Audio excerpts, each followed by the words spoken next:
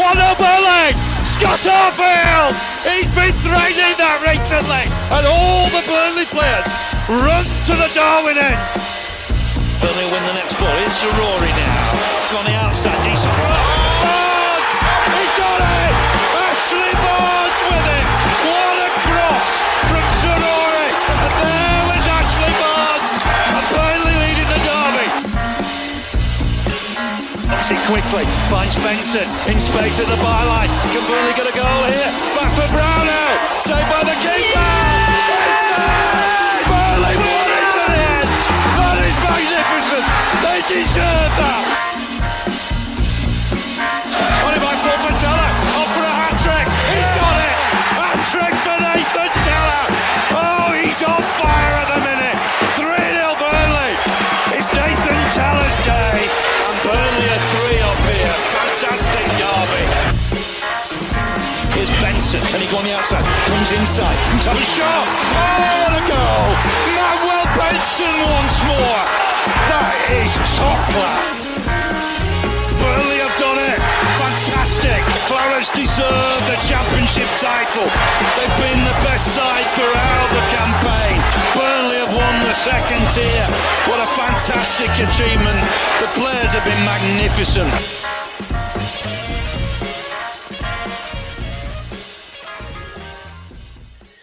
Yes, hello everybody and welcome along to another stream. Sorry, Sam caught me off guard there. That's the first time I've seen him this morning because he weren't going to come on there. Now he's on and I thought he was going to be sat down and there he is. But welcome to another stream here on the TurfCast podcast YouTube channel. We've already done it once this season, but because the season is still a bit shit, for want of a better phrase, and we have...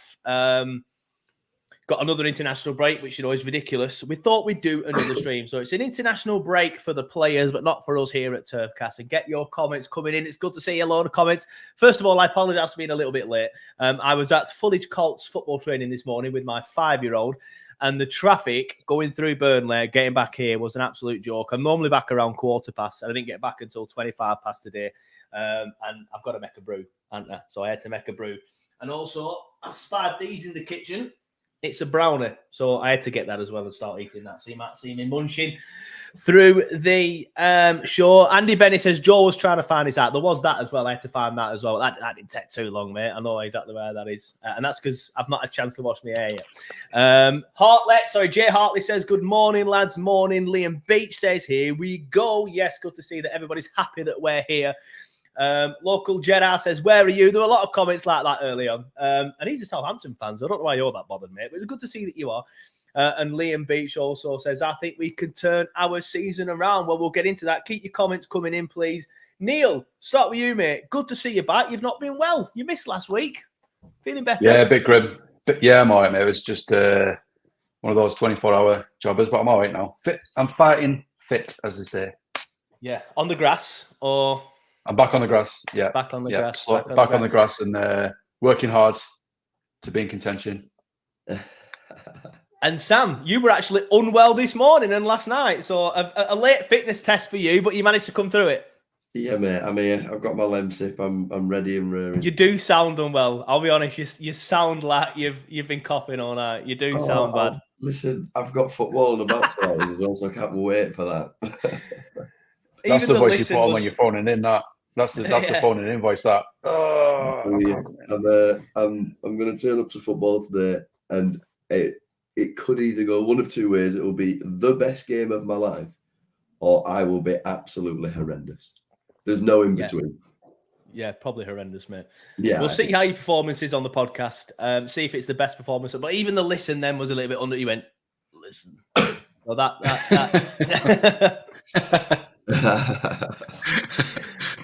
So we'll see how we get on. But yeah, get your comments coming in. Jamesy Lad says, Joe, is your camera going to work this time? Hopefully, mate. I've been into the laptop. I've deleted some apps.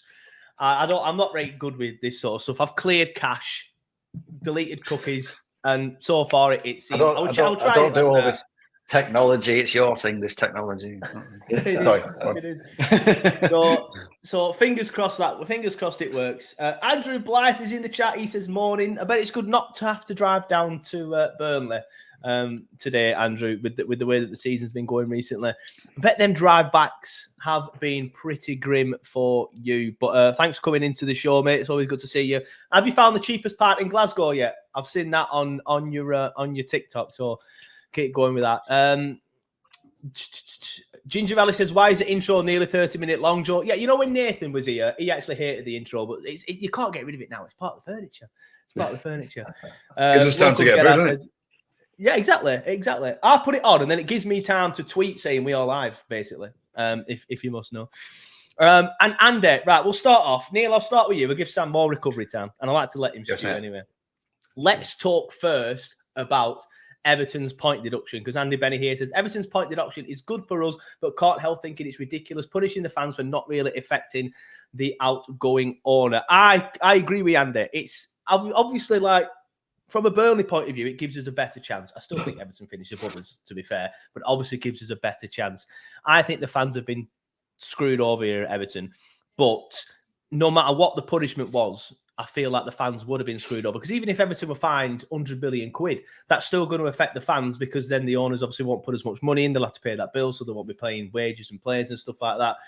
But at the end of the day, play by the rules. You've got to play by the rules. It might be a little bit excessive, the actual punishment itself, and I agree with that, Andy. I think it is. But if the Everton had just played by the rules, whether it's stadium interest or players, it doesn't matter.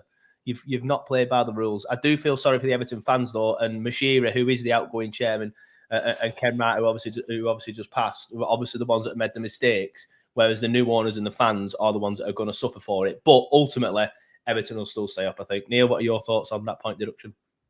Yeah, it is harsh, but yeah, if you break the rules, that's what happens, isn't it?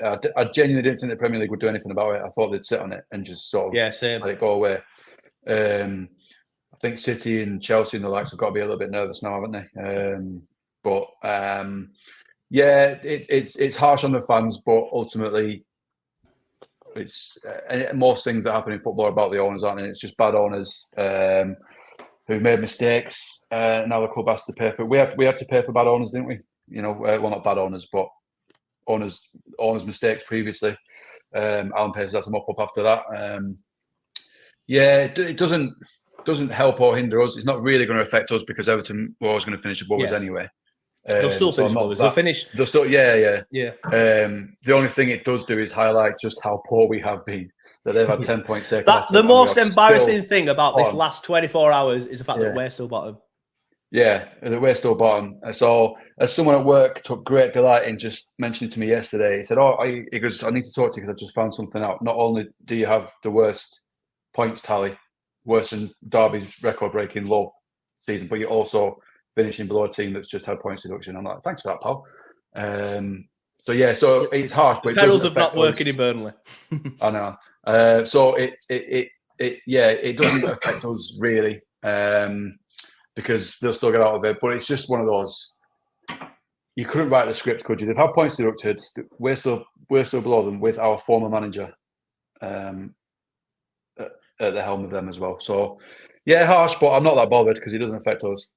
Yeah, I think it gives us a better chance, but I see what you mean by saying it doesn't affect us, because they are still above us and they will finish. Yeah, and they'll be out of the relegation zone because they're on good form as well. So I genuinely believe now the atmosphere at Goodison on whenever they play Man United will be incredible, and they'll beat Man United. They'll beat Man United the next game. It gives them that like a fight, doesn't it? Some point to prove now. Exactly, and Dyche will be all over that. He's a right belly and stuff like that, and he'll love it. With posters up at wall of the Premier League corrupt sign, all that stuff, it'll play right into Dyche's hands. Oh yeah. So but then I think we'll see what happens with the other clubs, because they've set a precedent now, haven't they? Precedent now. So we'll see what happens. I mean, City have got 115. They're going to be playing Northern League, aren't they? If they follow off this. So they're going to struggle. Andy Benny says it's like getting 10 years in prison for a speeding ticket. M. Max says they reckon the City thing will drag on for another 2 years, and Chelsea also being looked at. Ginger Ali says, "Are you hungry, Joe?" Yeah, I am, mate. I'm not had any breakfast. Thank you for that, though. So that brownie is my breakfast. It's not the most nutritious thing. Sam, your thoughts on the Everton points deduction, though, and the severity of it? Doesn't really sit right with me, to be fair. Like, the English football pyramids and the FA and all these sporting regulators should have the best interest of clubs at heart.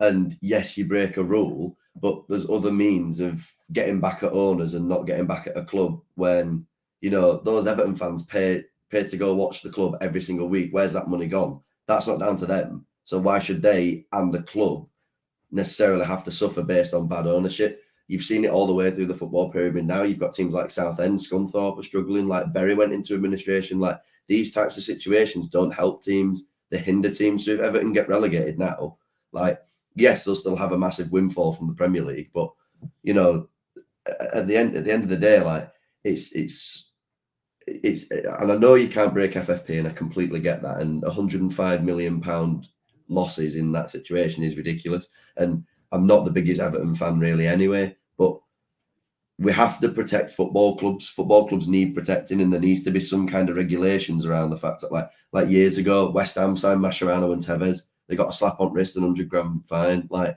that was a big situation.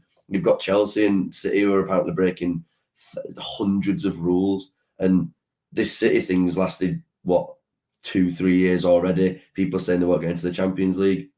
Things like that are stupid. I don't particularly like City, but telling the club that they can't take part in a competition that on merit they're able to do because somebody in the background staff spent an extra 20 million quid, like, it just doesn't seem fair to me personally. But at the end of the day, like Neil says, well, it really doesn't affect us because they're going to finish above us anyway. So, I mean, fundamentally, they've had a 10-point deduction and they're still 2 points away from getting out of the relegation zone. Like, yeah. What they are is in our position now, where we're sat there a little bit worried. All it's done for us is kind of give us a new lease of life slightly, and you kind of like, oh, there's another team in the relegation battle. But 10 weeks from now, we could be saying, it's back to the original 3, 4. Like, yeah. So, yeah, it just doesn't sit right with me. I still think it's at bottom 4. Yeah, I still think it's at bottom 4, but I just think when it comes to football ownership and the football pyramid and all the sporting regulators that we've got, like, there should be the fundamental thing that they should be looking at is looking after clubs and ensuring that clubs on a whole don't suffer, but the owners do, because they're the ones making the bad decisions. And I just think it's a bit pointless, really. What would you do then, Sam? Because obviously, as I said at the start of that, even if they'd have fined Everton £100 million, then Everton, the fans would have still suffered because of the lack of funding going into the club. Would you just ban the owners from football? Would you just fine the owners personally from the personal account? I don't even know if you can police that.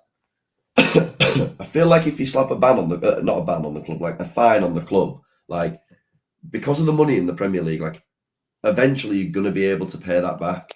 It just means that your team will suffer. And I know what you mean, like, it's kind of a catch-22 in it, because it's like you could do that and still get relegated and not be able to put anything into your team, or you could just basically get, like I say, I think there's other ways that you could do it. I think, like, you could put sanctions on them. You could make them pay a certain amount of money per annual year. That is a decent amount of money. So, like everybody's saying about Man United, like, Man United have had debts for years. The Glazers did what we did and bought the club out and with a loan, and then had to pay that money back. We've done the same. Like, no one's coming to us in, every 10 minutes going, we need 65 million quid right now. Like, we set up a payment plan. That should be the same for Everton. They should be like, right, that £105 million needs paying back. Pay it back over 4 seasons. Like, and if you can't pay it back and you do end up dropping into the league below, that money then halves. So rather than paying £25 million a season, oh, you've dropped into the Championship.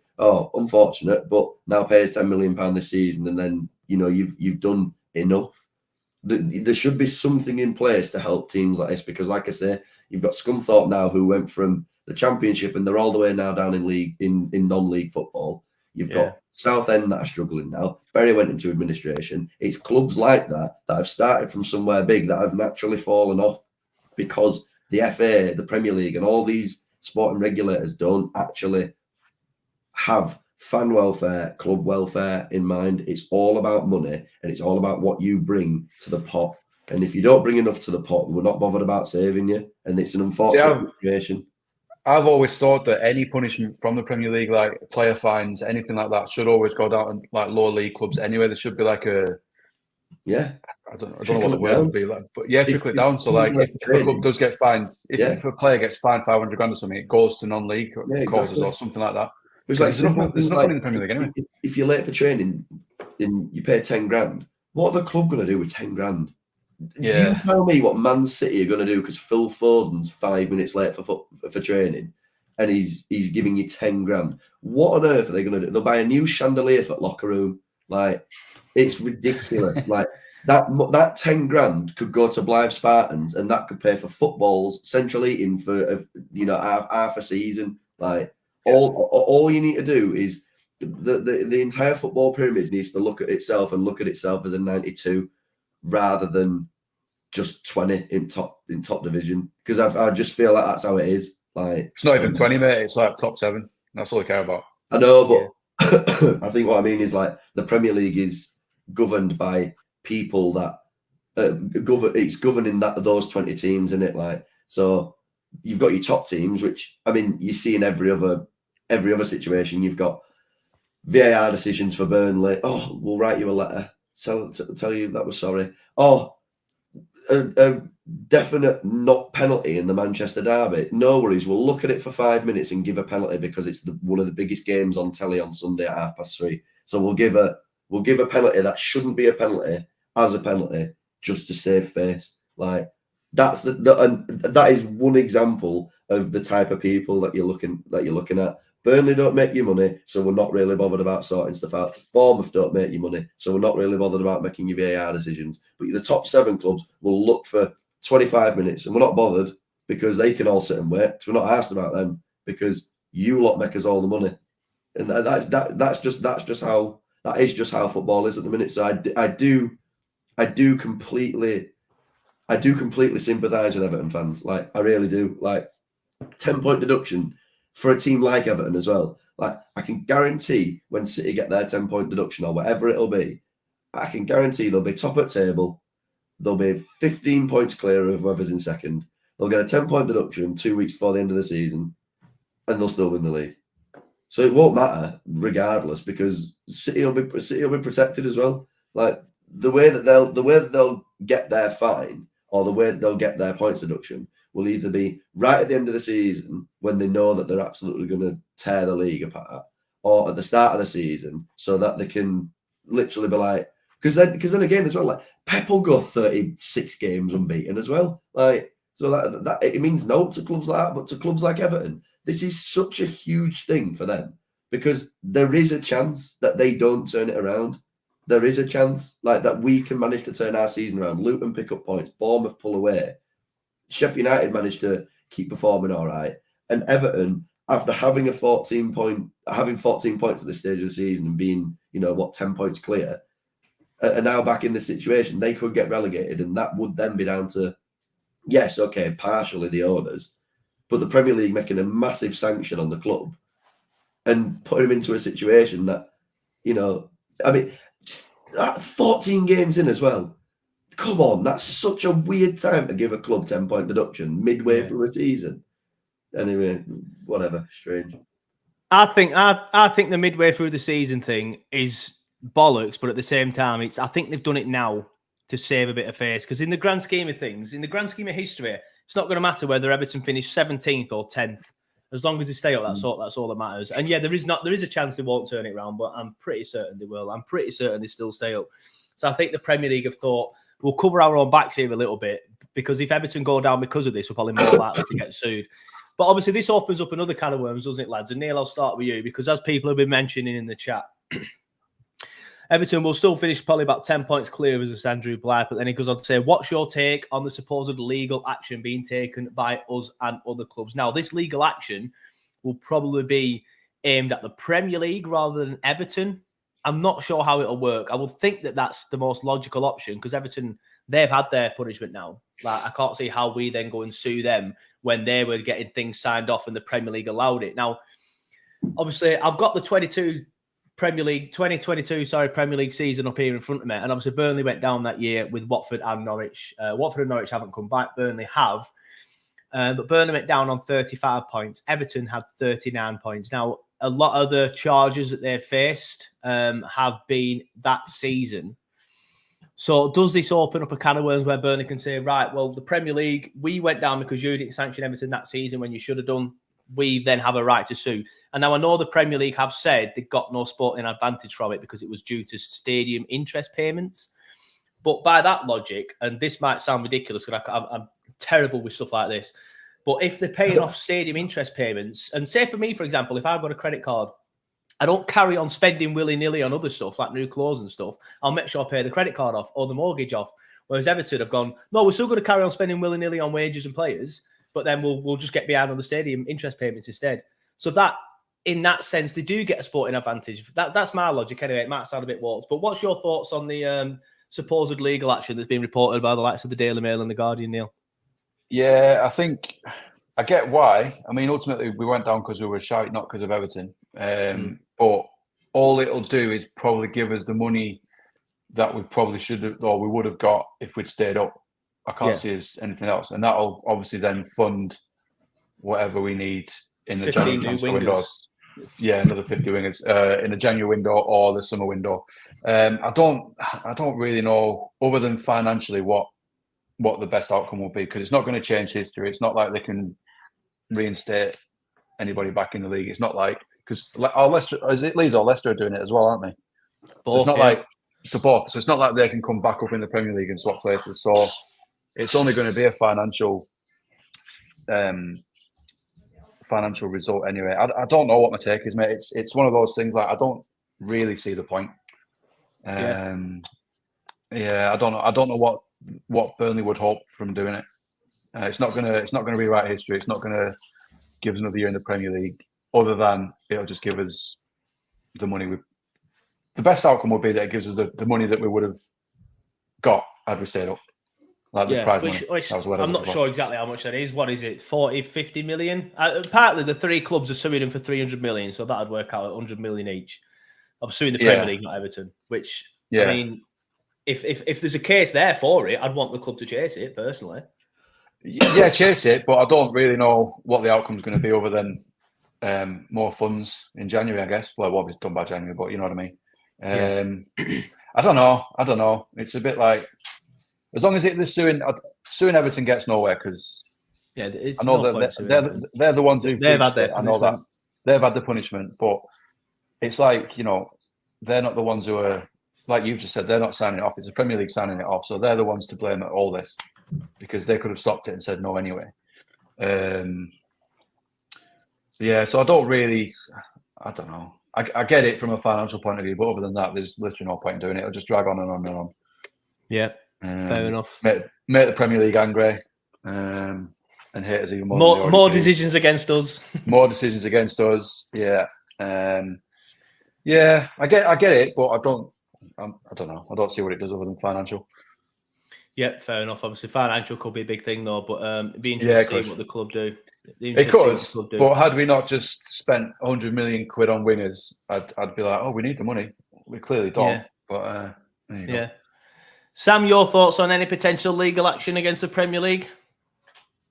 Well, just bin it off. Like, I mean, I understand, like, you know, there is a case there for losses that season. Like, if we did stay up based on the fact that because at the time, I believe, and correct me if I'm wrong, but I believe there was talk of a 4-point deduction at the time, you know, when they first found out.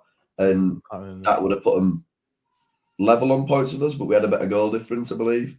So I think the kind of argument is that we were staying up, but then obviously there's obviously other sanctions that came out afterwards. So I can understand the logic behind, you know, there's losses from that season that we want back.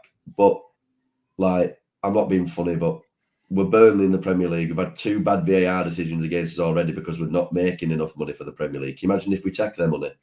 I mean, that's exactly what Andrew Blythe says. He said, sue the PL and watch the VAR decisions get even worse. It's just, honestly, mate, like, it's we had a chat about it, like, a few weeks ago, didn't we? Like, at the end of one of the shows, and it's just like, the Premier League now is the most watched sport is one of the most watched leagues in the world. And we've got fantastic players, and it should be all about the players and all about the football. And watching that 4-4 last Sunday and how good it was, and all these good games that we get to watch. And I just find now that you're starting to see more and more that the background, board members of like the Premier League and the FA and, like FIFA in every single competition, like they seem to be coming to the forefront of everything now through VAR decisions, through poor refereeing, like through, through these sanctions. They're slowly starting to take over football more than football is. Like, I want to be watching a game that's 4-4. I don't want to be hearing Gary Neville moan about the Glazers for 2 hours. Like, do you know what I mean though? Like, it's boring. Like, that stuff fans have never had to deal with. If you support Burnley, you knew about Mike Garlick, and you knew about, the fact that he spent £13 million in whatever, £1 million in one season, 13 million on Jeff Hendrick one season. Then we signed like Robbie Brady in January. Like, we've had situations where we can turn around and say our owner's not, pumping money into the club, but that's a personal gripe. We haven't gone on national television to do that. Like, we literally now sit in a footballing world where every single little thing that happens in the Premier League now all goes back to VAR, all goes back to decisions, apology letters coming up on screen all the time, referees showing complete incompetence. And now you've got referees on Gillette Soccer Saturday explaining every decision to you and stuff like that because they want you to understand, or they want to drill into your head. No, VAR is brilliant. It's working. It's doing this. It's doing all this stuff that goes along with it. Is just absolutely ridiculous, and it's spoiling football. And it is like you say, Gary Neville's podcast this week, mate. I'd like to listen to it. Stick to football, no, mate, right? So second half hour of this week's episode was all about VAR with an ex-ref talking about VAR. Should they have come out and done all the demanding apologies, demanding replays? It is, instead of talking about football, they were just talking about VAR all. And that's what I mean, though, mate. But it's the same in every situation now. And then now, this will be a hot topic for ages. Like, I remember when Chelsea had their, when Chelsea had the transfer ban. Yeah. Every single week, Chelsea were on telly to be like, oh, Frank Lampard and his depleted Chelsea squad, because of the sanctions with the financial fair play. It's like, it's still Mason Mount and Tammy Abraham. Two of the best young players in the world at the time. Just because you've got to play youngsters for a season, it was the narrative all year. Like, it's still Chelsea Football Club. Half the team was still worth 40-50 million quid. Like, you just push narratives, and like I say, in this situation now, you've got us lot turning around and saying we want that money back from this situation. It won't do, because it'll go on for 3 years, and then they'll either turn around and go, well, you're in Championship now, so we'll give you a little bit of money then, and then we'll come back a little bit. Or the other way, they'll just say, no, and we're not going to give you the money. And it's 3 years worth of what on earth are you doing? And it doesn't do anybody good, because now if we do that, we just look like we're trying to dip into the Premier League's pot of money. And all they're going to be doing is just, like a kid trying to get your phone out your pocket and you're just wafting your hand away. That's what we'll be like. And to them, they'll just be like, you're just annoying now. So next time you get a penalty decision, and I know they're not actually that fickle. They're not actually sat there, telling referees, oh, don't give a penalty there. But those types of things, it just subconsciously happens. Yeah, there'll be a lot of subconscious bias that will drip in through it. But I agree. They're not that obvious to say, like, right, don't give Burnley pens. But I think that subconscious bias is there for all to see already when it comes to the difference between the big clubs and the little clubs anyway. Andrew Blythe says, good listen so far. I've got to head out. I'll listen to the rest as a podcast later on. Thank you for that, Andrew. Appreciate that. But we'll get into the season so far then, because I thought we'd have a quick chat on Everton. And it was a good chat, to be fair. But we ended up wasting half an hour on it. So the season so far. But having said that, I'm glad, because I don't know what else we can say about the season. So when I agreed to do this, I'm like, we're shit. Like, what more can I say? But Neil, I'll start with you. Yes, mate. Season so far, obviously not been good enough, has it? I think it's we don't need to sit here and say that. You can just look at the league table. The fact that we are, and I mean it with the greatest of respect to Luton Town. I've got nothing against Luton Town at all. Well, Burnley came up 1 million points ahead of Luton Town last season, then spent over 100 million quid and now find themselves 2 points behind Luton with a goal difference that is incomparable to Luton. Luton have conceded 9 goals less than us. Sorry, their goal difference is 9 goals better than ours, is what I'm trying to say. And obviously, Sheffield United are another one as well. They lost their best players. They're above us. And then directly above us, you've got a team who've had a minus 10 point deduction, and they're still above us. So an absolute horrendous start to the season. What are your thoughts on it? Yeah, so obviously I started really optimistic because that's what I'm like anyway. But we all did, didn't we? And I remember sitting here with Sam, and we did the Premier League predictions thing, and I was mid-table for Burnley easily. And then as the season went on, I thought, well, we played City, we played Villa, blah blah blah blah blah, and it's just carried on. And now it's just. I've said in the group chat a few times, I'm past the point of getting angry now. I just sort of look, see we conceded, and just sort of lol, and then just like crack on with my day, sort of thing. The concern I've got is how, and I thought it was just me, but from looking on like social media and stuff, it's not just me, but I just feel a complete disconnect. Like I'm just not asked, and I think there's a feeling that everybody. It's not anger, and it's not like, oh, come on, Burnley, we'll get out of this. It's just I'm not asked, and I thought it was just me, but. From looking on a lot of other fans, there is a massive disconnect there. Like compared to last year, we were all together last year. Great season. Everyone was behind the club. We all felt as one. And this is the complete opposite. There's something changed. And the club's got a few things wrong off the pitch as well. Yeah, that's not helped. That's not helped. And I think it's just created this gap between the fans and the club. Whereas last year we were all together, and now it's just, I don't think people are angry. I think it's just that they're a bit like disconnected. But it's been an awful season. Although the last 2 games, I think we have slightly improved. There's been signs of improvement, but it's still not good enough. Yeah, there has. But I agree with that. It's still not good. It's small steps, but how many small steps can we take before the path becomes too far for us to walk? Exactly that. What a horrendous analogy that was, but point made. It's point made, isn't it? It's these small steps, but these are the small steps I would have expected after 2-3 games in. Not exactly, whatever many we are. Are we on 12 games, is it? I think so, mate. Yeah. So play City, play whoever it was, Villa next, and then you see these small steps, not the massive plummet we've got, and then. So it's been a strange season. The optimism is completely gone. I'm of the opinion that we're playing Championship next season. So I've sort of just been reminding myself how good that league is and how much I enjoyed it, and looking forward to that again. But it's more for me. The thing this season is more of a disconnect. They're just feeling disconnection and just like they're not asking us about it a little bit. Yeah, it's interesting you mentioned that disconnect because I remember Vizza obviously sometimes comes on the channel and he did a post match after the Newcastle. I can't remember, but he did a post match, and I remember editing it myself. And I remember him saying like, I just feel a disconnect between the club, and he got a lot of stick in the comments originally, but I see the same people now giving him stick and now saying that they have a disconnect. So I agree with you. It's been coming for a while.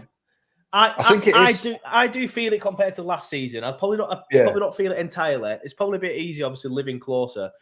But I think that the disconnect for me hasn't just come from the bad performances. It's come from the off the pitch stuff as well.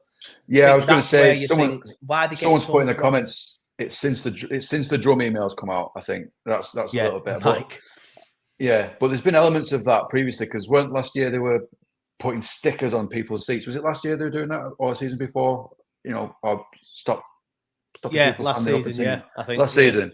So it's stuff like that. But last season you sort of glossed over it because everything was great on the pitch. But this season it's highlighted a bit more, and they are getting a lot of stuff wrong. And it just feels like everybody at the club is just naive and just getting things that little bit wrong. I mean, I was even annoyed because I obviously work in tech. People don't know, but I was even annoyed that they've upgraded the ticket system, and now we've all got to reset our passwords. I'm just like, can this club not do anything? It's just not. Do you know what I mean? It just feels like they can't do anything right at the minute. Yeah, I agree with that. Off the pitch and on the pitch. Ginger Alice says, season so far, wholly unacceptable. Roscoe Evans says, feel like a big home win against, with a great performance is the only way to properly turn things around. I'd agree with that. I think if who we got next, West Ham, like if we proper put West Ham to the sword and like properly like passed them at the park and beat them 2-0 and, a great atmosphere, then yeah, we'd probably then go into it. But I just don't get the feeling that that's coming. Like, I agree that would turn it around, but I just don't get the feeling that's coming. I remember the season a few years ago, we played Leicester at home, and Leicester went 1-0 up, and then they had a penalty. And you could probably pinpoint the moment that season turned around to Jamie Vardy taking a penalty and Nick Pope saving it. We then went on to win that match 2-1. Yeah, Westy scored, didn't he? Yeah, Westy had I remember that one. Yeah.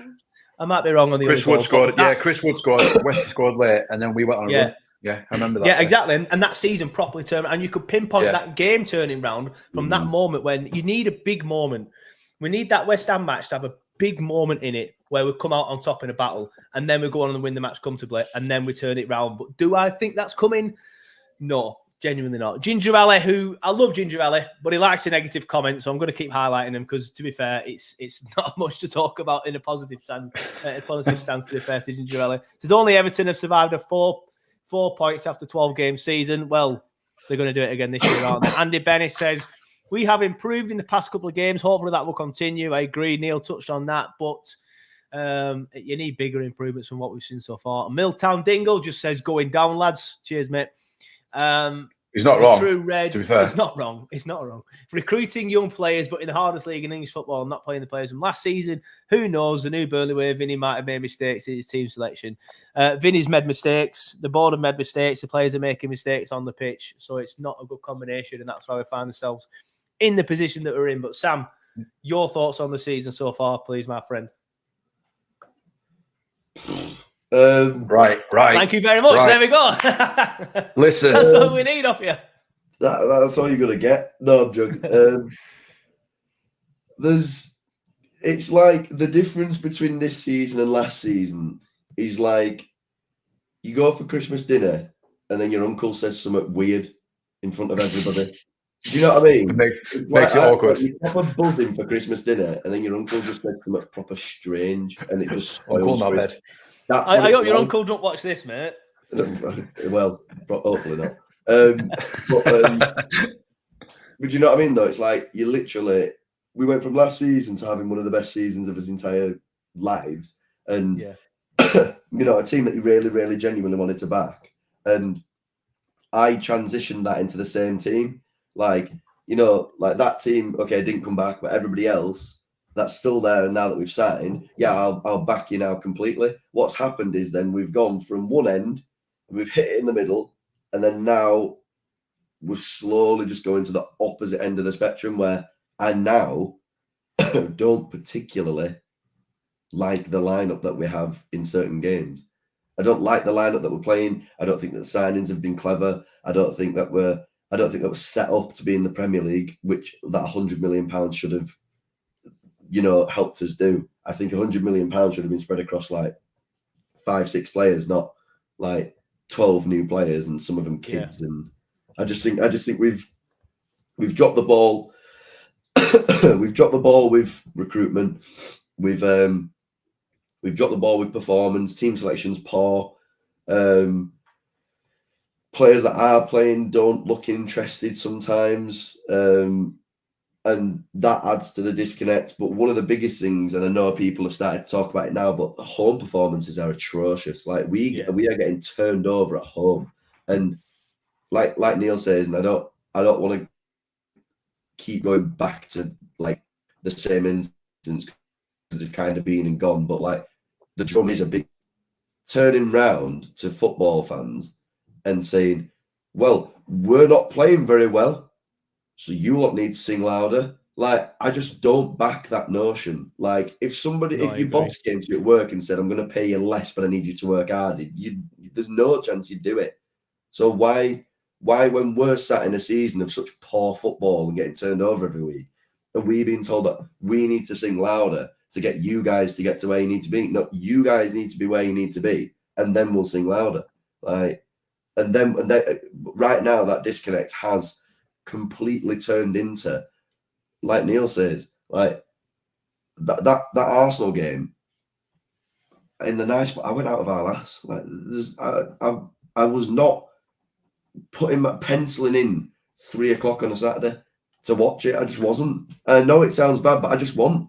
I'd rather her be happy than have to sit through that, because I remember it Thursday. I turned up, right, I turned up 2 minutes before we scored, and I messaged her and I went, "Is there any chance I could just watch it? Like, is there any chance I could just watch it? Because this is, let me watch it. I just want to see it." It went to 1-1, and I was like, "Let me watch it," and she was like, "No, we're going out." I'm like, "Let me watch it." They scored 45 seconds later. I'm like, "Right, let's go out." Because do you know what I mean though? Because that disrespect, like that I felt from the drum situation, to my own personal opinion, and turning round to football fans and saying like, "You're not doing your part." I've done my part year upon year, season upon season. I went to nearly every single game in that season, where in the first half of the season we only beat Brentford. And we lost nearly every other game. We drew like 2 or 3 more. I went to every single one of those games. I've been to games in the Championship where we were getting spanked 4-0 away from home and at home losing 3-0, like watching Andy Gray and Adi Akinbaye up top, which those were the days. Fantastic duo. But for some reason, Andy Gray and Adi Akinbaye only managed to score in the same game together. Like Adi Akinbaye get a goal, Andy Gray get a goal, and then you go and watch 4 subsequent games after that, and neither of them had even touched the ball. Like, the situation that we're now in is we're in a position now where there really genuinely isn't much positive to take from what we've got. The only positive that we've got is that there is still a chance, and that we still support Burnley, we still back the players, and we still back the manager. Like, I still think we can turn it around, but the bleakness of the situation that is now upon us is ridiculous. And I don't think there's a club currently in the Premier League in a position that we're in. Because Sheffield United are playing performing well, they're losing by 1 goal. We are losing every single week.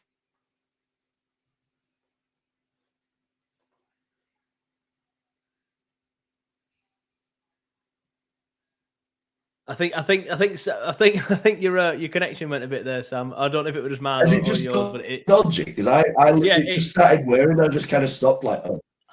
Yeah, it just went dodgy. But I'll go back to a point while yours hopefully gets better. That I'll chat to Neil about, and hopefully give you time to find it signal again or whatever. Sam there mentioned, Neil, like a disconnect as well. Like it feels that sometimes like he doesn't like some of the players, which not that he doesn't like the players. Sorry, that's harsh. That he doesn't like the lineup, and that resonated with me because the amount of times that I sit there and go, "Oh, for God's sake, he's playing him again. Like, why is he playing him there?" Like, that side of it is that side of it. Like the off the pitch stuff, I don't want to focus on too much. As much as I agree, we've got a lot of stuff wrong off the pitch, and that's probably what's causing the disconnect. The on the pitch is the stuff where we can get better. Well, we could get better off the pitch, but there's stuff on the pitch that we could fix that would give us immediate results, and that is, in my opinion, changing the players. Some of them, like. Yeah. What I'm going to ask you is, what sort of players do you think need coming in? I think every Burnley fan probably agree on Muric. But I'm not sure at this stage now even how much difference that would make. But I did see a stat the other day that I was trying to get up as Sam's internet went, hence the silence for a little bit because I didn't realise it had frozen. But James Trafford has the lowest save percentage in the Premier League. And there it is. I found it now. So save percentage for the Premier League is so you got Becker at the top, Onana second for Man United, then you got the Spurs keeper Vicario, I don't know. At the bottom you've got James Trafford with a save percentage of 59.2%. Is the only goalkeeper there under 60%. With goals against 29, but he has obviously made. Just looking at it now, he's made the second most saves in the Premier League, but obviously that's because of the amount of shots that we're conceding, but his save percentage is still quite low. And I was quite surprised at that because I thought he would be quite high because of the amount of shots. And I know he's a good shot stopper. Well, I feel like he's a good shot stopper. But he, unfortunately, his save percentage is quite low. So what are your thoughts? Other than Trafford and Muric, what else would you change? Yeah, so I mean, just to clarify on Trafford, like, because I know I sort of say it every week, but I do think he's a good keeper, but I just think that it's a case that he's not ready yet. Yeah, I'd agree with that. And he has got a shocking defence in front of him. So So the defensive situation is the one that needs sorting out the most for me. And I think recruitment-wise, we got that wrong in defence because we 100% should have kept hold of THP because O'Shea doesn't look up to it. Alderkirk looks well off. But in terms of changes... at the minute. Yeah, they are. I was trying to be diplomatic, but yeah, let's face it, they are. I don't know, like, for me, it's Vinny... He's getting some of it right in terms of he's playing Birds, but he's playing him in the wrong place. And then he plays him as a number 10 and he performs. But then he gets better in the 8. And then so it's stuff like that. And he has been, I know we've had a lot of injuries because I know we got a bit of stick a couple of weeks ago by saying stick to the team, but I know we've had a lot of injuries. But it just comes down to recruitment again. I think we focused on the wrong players. For me, I said it last week. We spent 100 million quid and we've still got gaps in the team, and we're still talking about bringing Jack Cork in when we've spent 100 million quid. Should be like that in 2023. Yeah, no, it should. And up front now we've got Obafemi's come back, thankfully, so that's another option. But other than that, we're relying on J-Rod. Yeah. I don't know what. Sorry, I'm happy Obafemi's back because I do like him because he seems a character, but I don't see what he's going to bring.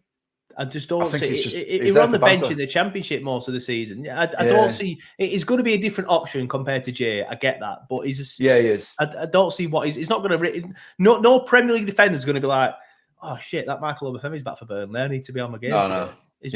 But it's a difficult thing to go back to the question because I've sort of gone off a little bit. It's difficult to say who do we bring in because recruitment was wrong. We haven't got anybody to bring in my opinion. Yeah, no, that's fair enough. I do agree with that part of it. So he sort of has to stick to the players he's got. But for me, what Vinny can do is he can change a few things instead of being stubborn with playing players in the wrong position. Like it took him however long to actually play a left back at left back, and it's taken him however long to sort of realise that Sander Berge is best position, stuff like that. I know that he wants to play a certain style, and Craig Bellamy was on one of Gary Neville's million podcasts, and he said we're not ever going to change our style. But for me, I think we probably need to do that just to get a few wins. We have a little bit in the last. Yeah, we did a little bit against Arsenal, to be fair. So he's already looking at. Yeah, he's done that a little bit, but I think that's all we can do because to answer the question, we haven't got. There's nobody on that bench where you think, oh, if we play him, it'll all be fixed. There's nothing. It's like last year it would have been, I'll get Teller on, or when Teller's back, it's fine. Benson's always injured. Maybe Zaruri needs to come in and have a run of games. I don't know what's gone on there, but he's just not getting picked. But it's a difficult one because in terms of personnel, I don't know what to change because we just don't have the personnel because they're recruited wrong.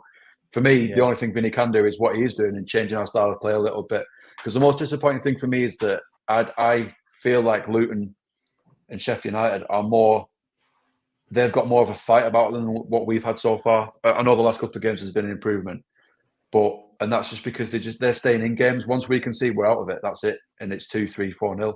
They're staying in games up to the 90th minute, and Vinny needs to do a little bit of that and just change the way we play. And I can't remember what game it was now, but we were on about afterwards. Is he telling the players to keep hold of the ball instead of just hoofing it? I can't remember which one it was now. Stuff like that, just make us hard to beat. Just stick with the players we've got, but just make us hard to beat. Forget this passing football and whatever he wants to do. Just play ugly. Just make us hard to beat and grind out a couple of draws. Confidence will come back, and then we'll see where we go from there. That's all we can do. Because personnel-wise, I don't see what options we've got that are better than what's on. Yeah, fair enough. Research says, did you see what Lyle offered in the Championship, Joe? Obviously, going back to what I said about Obafemi. Yeah, I'll take that on board, but I still can't see anything that he's going to offer. I think we need Lyle back. I think that's the main one for up front. Yeah, we do. There's a good comment there, Joe. Ginger Ali saying we should have kept Barnes and sold J-Rod. On reflection, probably, yeah. We probably should have kept Barnes. Yeah, but again, I go back to the point of that you made. We've spent 103 million, and we're saying, "Oh, we should be playing Ashley Barnes up front in the Premier League in 2023." We shouldn't be in that scenario. Yeah, I know, but I think recruitment. It does go back to recruitment, but the way that he was playing last year, when he sort of had his resurgence and came and the second sort of coming of Ashley Barnes, he was playing like a true captain and leader that we don't have. Yeah, So I think agree if he with was that still side of it. if he was still at the club, just having him around, I think would have helped these lads. Yeah. So, but hindsight's a good thing. Obviously, a decision was made at the time. But yeah, on reflection, that's probably another little bit of recruitment that we got wrong. Yeah, Sam, I'll go to you. Obviously, I asked a question when you were quickly messing about with your internet, but you mentioned in your comment earlier, like you feel a disconnect when you see the team lineup because you don't like the lineup and you don't like some of the players that are being selected.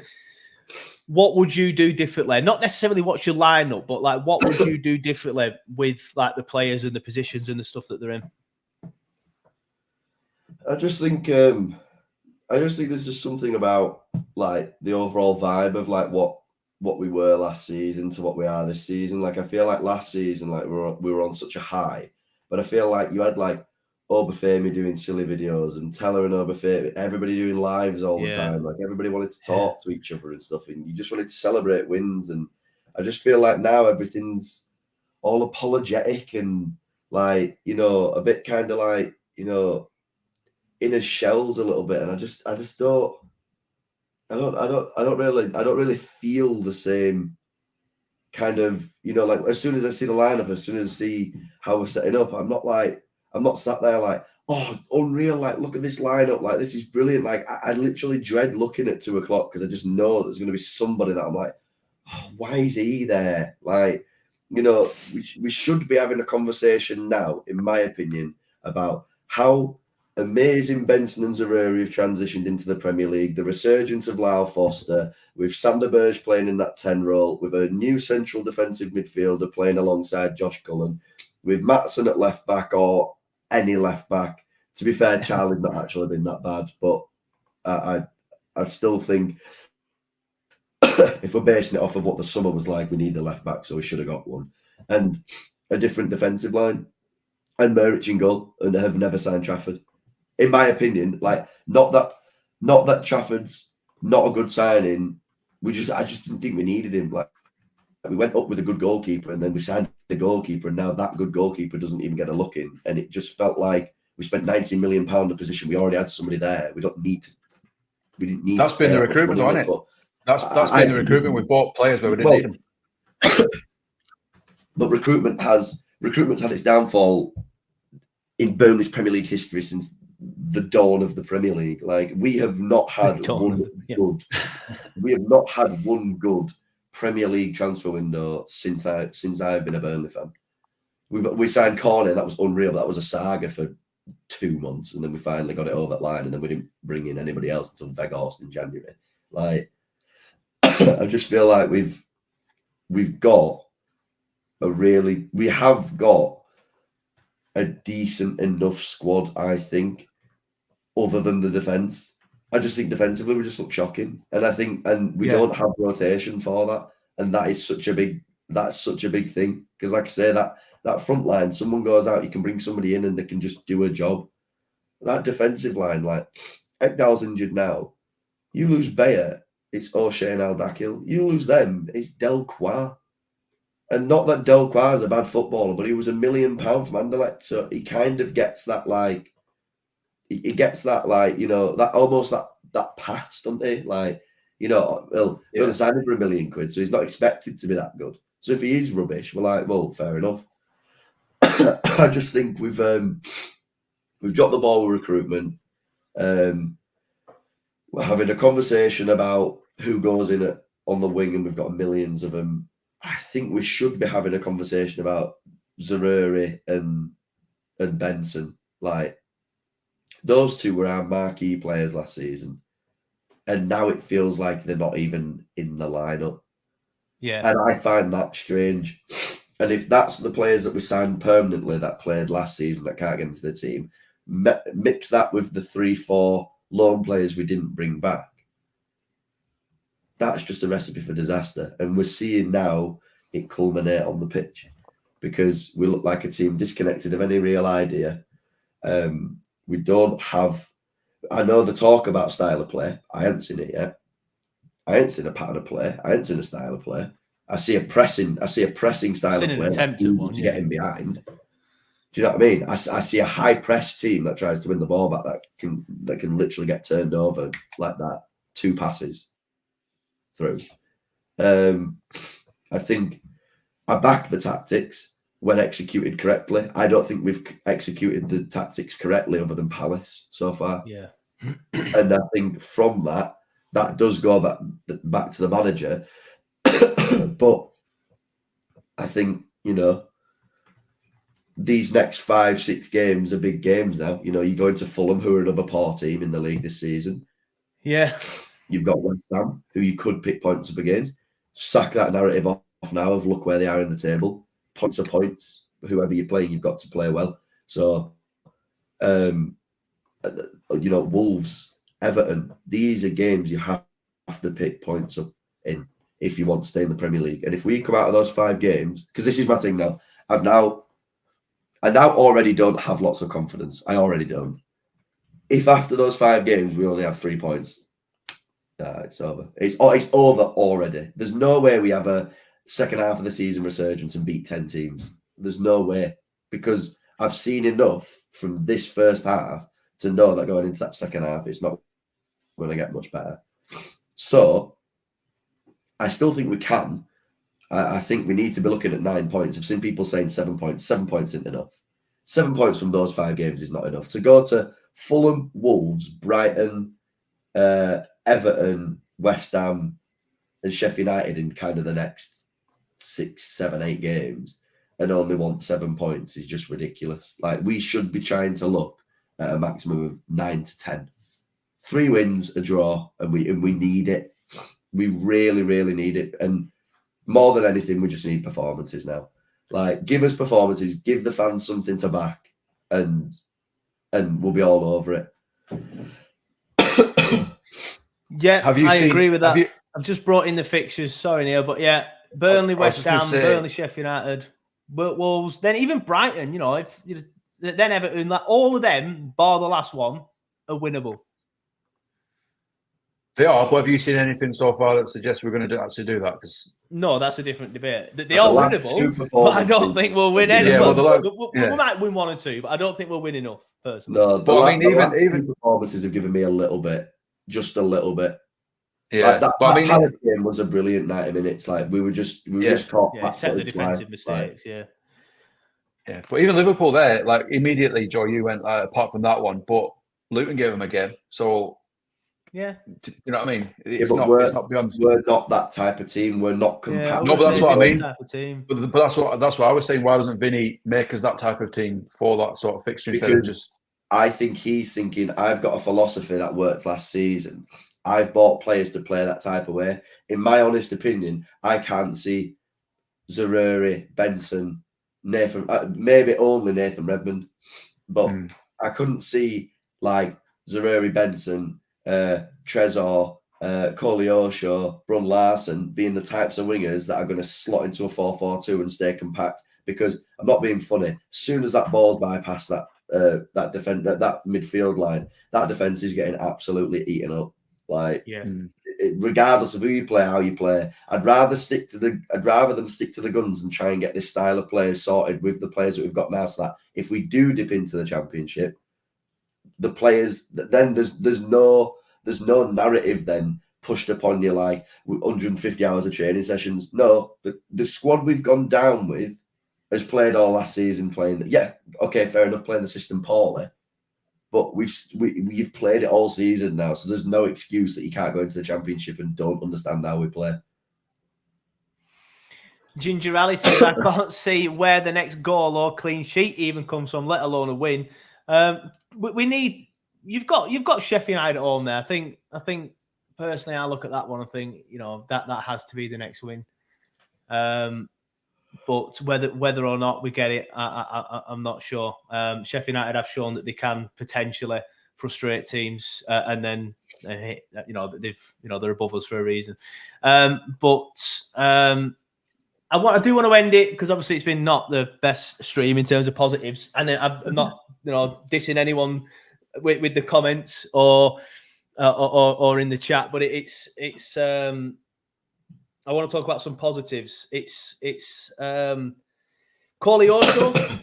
He's one that I like his form. There's a lot of calls for like Zaroury to come in and stuff off people. That with Corley Orshaw playing so well, he'd have to go on the right. Would Zorora, and I'm not sure that would suit him. He'd have to cut inside a lot.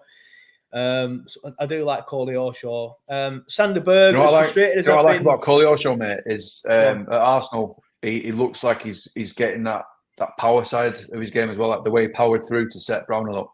And early in the season, he would have gone over there or lost the ball, but he looks like he's getting that physical, a bit more physical, a little bit. Like obviously he's not a Roy Keane, but do you know what I mean? He's the way he powered through I was well impressed with that. Corley Orshaw's a massive bright spot, definitely. Yeah, Corley Orshaw definitely.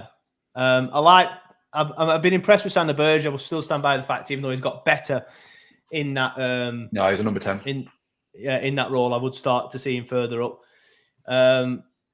Can people stop being bellends in the chat? Looking at you, Research. We don't need to start rinsing people in the chat, spending too many times with other pages there, mate, who like to talk down to people. We don't do that here, mate. Ginger Alley says Sheffield United did his in the air last season. That is a worry with the Sheffield United match, I think. Chase the Dream says miss Benson massively. Corley Orshaw has to play on the left. He's wasted on the right. I'd agree with that. I do like Corley Orshaw, as I've just said. But let's keep him on the left. There's a lot of people always trying to shove him out on the right to get Trezor on the left or somebody else. Corley Orshaw's the only one who's actually got the ball and tried to make things happen. So why start messing about with him? Sam, have you got any positives? I say it every week, but there's still like 26 games left in the season. Like, until it's done, it's not done. That's a positive. We have got better. That, like I say, that performance at Palace. I mean, it sounds ridiculous to say after you've lost 2-0, but it really was 1-0. Like that, because that was just like we needed something. They just tried to get rid of the ball. Like it is what it is. But there are positives to take from that. We should have done better. We just clearly miss a clinical goal scorer. His chance creation was pretty decent in that game. I just think we need to fine tune it. Yeah. But I think the team is capable of goals. I think with Luca's ability to create, I think, if and when Benson comes back, I kind of haven't really looked into Benson a lot this year because I haven't seen anything of him at all. He's not even on any of the training videos or anything. Like he's never really. It's bizarre, isn't it? He's just never really there. But I don't know whether or not he's ended up with a really, really like long-term injury, maybe. But no, I think positive, like you say, Sander Berge, the resurgence of him being able, and that a positive in itself is the fact that he can then play the 8 and the 10. I think that's a positive in itself because it means he's interchangeable as and when injuries and suspensions happen, which is positive. Obviously, losing Lyle at the moment isn't necessarily a positive, but his form before that was absolutely fantastic. Yeah. It was exactly what you want to see from a striker. I just think there's a few games left. Like I say, these 6 games are the biggest 6 games that we'll have. To go to Everton, 100%, to go to Wolves, to play Fulham, to play Sheffield United. If you can come away from those games without any points, like then it genuinely really is season over. Because if you can't beat the worst teams in the league, then you must be the worst team yourself. Yep, I'd agree with that. Massive few games coming up. Even the next 2 for me. I know there's more than the next 2 that we should be targeting, but if we get 0 points from the next 2, it's game over. I do worry about both of them, though. I do worry about both. If that big performance that we say needs to happen is going to happen, it's got to happen in those 2. Yeah, it's got to. Otherwise, it ain't going to come. Yeah, and I'm hoping this international break has done us some justice as well. Like I'm hoping that he's got him on the training pitch now. And in true Vinny style, which you still have to back the guy. I mean, he's still done a fantastic job last season. He's done well at Anderlecht. And look at his playing career. Like his playing career is fantastic. Like so, he's not a scrub in the world of football. He's still a pretty decent and intelligent bloke. Like I'm hoping he's got him on the training pitch this week, and he's just like, listen, lads, I just want more from you. Like it's not necessarily about me and my tactics. Like, I just want to see the grit and grind in a game. I think the fans want to see that. The fans want to see you putting tackles in, making sure that you're winning your 50-50 balls. Make sure you're winning your aerial duels. Make sure that, the passes are in a man. Because right now it's so difficult to back a team that's giving the ball away all the time and just looks soft. Like, we just look, and Simon Jordan said it, like, at the end of the last game, like, we are currently the easiest team in the Premier League to beat, and everyone kicked off of it. I know, it made me laugh. Like, it winds me up. We completely are. We're bottom of the league for a reason. Why are certain pages and people crying about it? We obviously are the easy to play against. We've conceded the most goals, right? We've lost the most games, and the margin of those wins as well. I'd love a statistic for the margins of the wins, because I reckon there's so many games this season where we've lost by 3, and I bet there's not a lot of other teams in the league that have done that. Yeah, but because Sheffield United lost one game 8-0, it means they're easy to play against. But since then, they've been absolutely, well, not since then, but they've either side of that, they played well against good sides, where we just bend over for them all. But I do agree with that. I don't get why people dislike certain comments, because the proof is in the pudding. We're bottom of the league and have got the worst goal difference. I think. But then the positive side of that now is, like we've been saying about all these narratives with other clubs and stuff like Everton with the points deduction, we now have a narrative. Our narrative is, are we going to continue to be this team that looks like one of the worst sides in Premier League history? Which is true, because we do look shocking right now. Or do you try and change that? Are you going to try and push a narrative of Vincent Kompany's Burnley were not as bad as people said because they played better when they really needed to? And I think that's kind of where my positives are now. Like, I really genuinely think that we need to go back to the basics of the tactics. Because I do feel like it's been tinkered with to the point where we almost seem arrogant with the tactics now, when we can't actually, we don't actually seem like we can actually play them. I'd like to go back to the basics of the formation and the tactics and really see what we actually have to offer in this league, because I still think we have a hell of a lot more to offer in this league than people think. I agree, but it needs to turn around, and it needs to turn around fast. But we'll end it there, unless there's anything else you two boys want to quickly chat about. Let me know as I start wrapping up. But Ginger Alley says, let's finish a great show on a positive, guys. Onwards and upwards. Up the Clarets. A true Red says, one thing is certain in football, the league table never lies. It's a fact. Yeah, I agree with that. We have been dreadful. We've been the worst team in the Premier League so far. That's why we're bottom. Even though teams had -10, we are still bottom. So it's pretty obvious that we are the worst team in the Premier League and the easiest to play against as it stands. The way that Arsenal scored them goals against us is the day proved that. And the way that Palace scored the goals against us proved that as well. Defensive mistakes, weak defending. It's just a recipe for disaster. But thanks, everybody, for watching. Samuel Crowder says, cheers, lads. Cheers for watching, mate. Jay Hartley says, up the Clarets, up the Clarets. If you have joined the stream late, obviously, I always remind you all that once we do end the live, we will keep it up. It stays up, on YouTube. And then within the next half an hour, I'll rip the audio off and stick it up as a podcast. So if you want to listen to it, if you're out and about, like Andrew said he was earlier, then you can get it as a podcast within the next half an hour. But thanks, everybody, for watching. Thanks, everybody, for commenting. Massive thanks to Sam and Neil for coming on. It's always a pleasure to chat to the boys. And we will be back for the pre-game show ahead of the game against West Ham. I suppose I'll have to start looking for a West Ham fan now. But thanks, everybody, for watching. Thanks, everybody, for listening. And we will see you next time. Goodbye.